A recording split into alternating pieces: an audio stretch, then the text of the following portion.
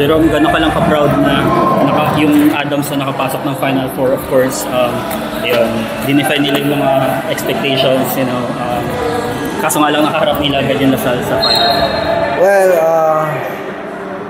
we all know na daming nagda-doubt sa Adamson ngayon, no? Na hindi daw makapasok sa Final Four, but yet, nandyan sila sa Final Four, so I'm so proud of them, especially sa mga coaches. And of course, hindi lang ako yung nagiging proud, buong Adamsonian community. Kasi despite, dami nilang pinagdaanan bago sila mapunta sa Final Four. Do or die game pa sila against UAE. So, sobrang proud ako sa Adamson team. So, para na lang sa'yo dito, sa career mo dito sa Magnolia, so ano lang yung parang ini-aim more mga goals mo dito sa Magnolia? For me, no,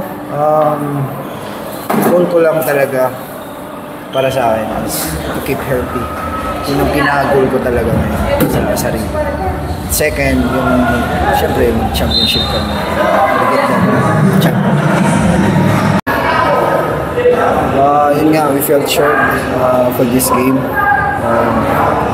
But yun nga, nilaban naman namin hanggang fourth quarter.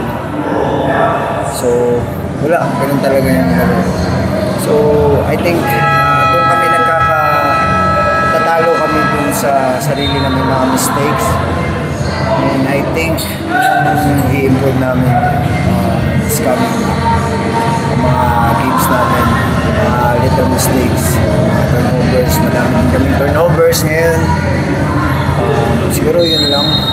And yeah, study the place of TNT kasi yun yung next game namin. Move on sa game ngayon, but yun yung learning din namin sa pagkatalo.